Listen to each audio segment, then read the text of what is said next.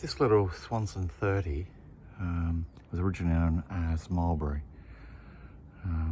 It was built back in 1974 for the Royal Williamstown Yacht Club. 6 boats were built by a little factory in Melbourne. This particular boat has done 6 Sydney to Hobarts, 6 Melbourne to Devonports. It's done a Van Diemen Lands cruise. It's done a Melbourne to Hobart, by the West Coast, and it's also been across to Apura and back in New Zealand, let alone multiple crossings, Bass Strait for other purposes as well, and up to the islands, Flinders Island and so on. It's owned by a friend of mine, and from memory he's about the 4th owner of this boat since 1974. The first owner didn't have it for too long. He sold it to another chap who did a couple of major races in it, and then he sold it to one guy who did the vast majority of all the ocean racing plus cruising.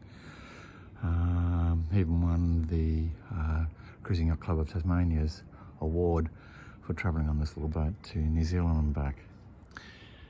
The current owner, he's elderly now, and I've been racing with him and the crew on this little boat here in the Derwent River during the midweek races now for the last 2 years or so.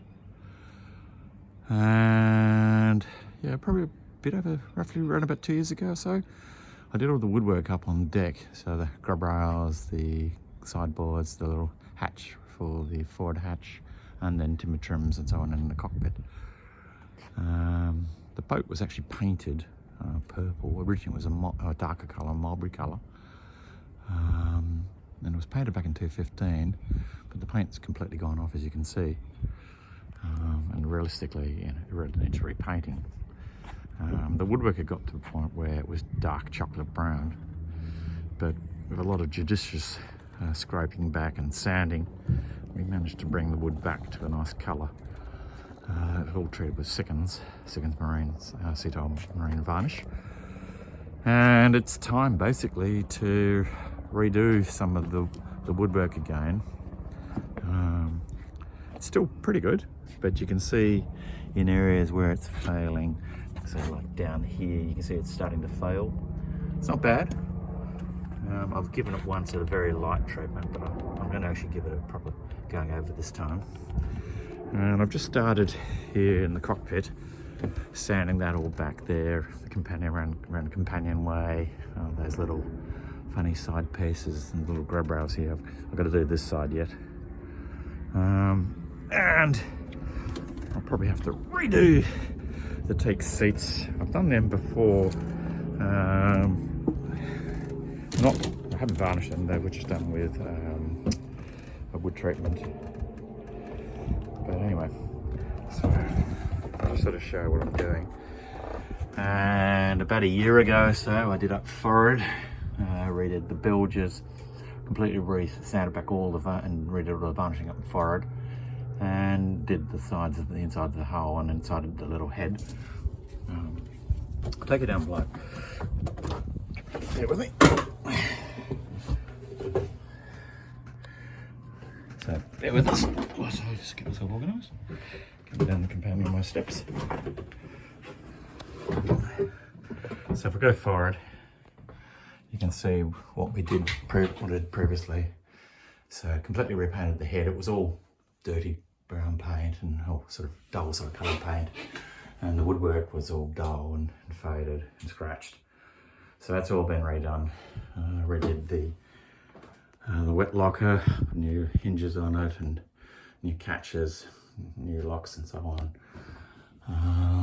The little jockey pole up forward, revarnished that. And also, the emergency tiller, which came out very nice. Headroom up this forward part of the boat and the V-berth is very tight. I don't know, it could possibly be rearranged to make some accommodation, but I think mostly, given her racing day, she was used for sail storage. Understandable. So that's my feet on the floor. You can see the amount of headroom in the head. There's not a lot of headroom. But in the saloon, it's actually pretty good. I'm 6'1", and I can stand in front of the galley table there. I can stand up in the boat without hitting my head on it. And it's got 2 comfortable settees either side of the table. These funny arrangements, I'll just go back and show you. They were sea berths for when the boat was doing offshore racing. And so this one comes down and locks into that lower cup down there, but yeah, it'd be a tight berth. These 2 pipes, that one on the port side and the one on the starboard side, they were for the spinnaker poles, because you ran twin spinnakers, probably even ran a blooper. But yeah, I'll just show you. These are all some of her escapades. So there's the 50th Sydney to Hobart, 200th anniversary, commemorative cruise to Flinders Island. That was for the board for going to New Zealand. That was something to do with John Trocastro race. And then over on this side, they're all the Melbourne to Devonports and some more Sydney Hobart plaques and so on. But yeah, I've got a soft spot for this boat. And we'll see what happens. It might even be mine one day. You never know. But in the meantime, I'm just going to continue doing work. I want to upgrade, do like I've done in the forward, repaint the deckhead in the saloon here, and also in the pipe berth, and in this sort of area over here around near the galley and some storage areas. Just generally keep upgrading the boat as I can in terms of little cosmetic sort of treatments. In terms of major treatments on what's been done with the boat, she's got new primary winches, and she's got new sails, and she's got a new prop, and she's got a new engine, new wind instruments, a new furler, a really good furler system up forward there. So the boat's had quite a bit of love over the years. There's still things to be done. The rigging is about 11 years old, so that's okay at the moment. But as a 30-footer, she's 29.4. It's actually a good size boat. And she's a very strong boat and very capable. What else have I got to do? Oh, we had a little accident. I had to do a repair just there on the stern. I've still got to retouch the purple paint there. I've got the can of paint at home. I'm just going to get some correct thinners for it, and I'll fix that up. But I think the eventual aim would be to repaint the hull, the top sides. That little garment is pretty useless. A decent sharp plotter would be nice. So there's a number of little upgrades can be done. It all depends on how much money one wants to spend. But yeah, anyway, we'll see what happens. In the meantime, continue maintaining the boat and enjoying it. Cheers, bye.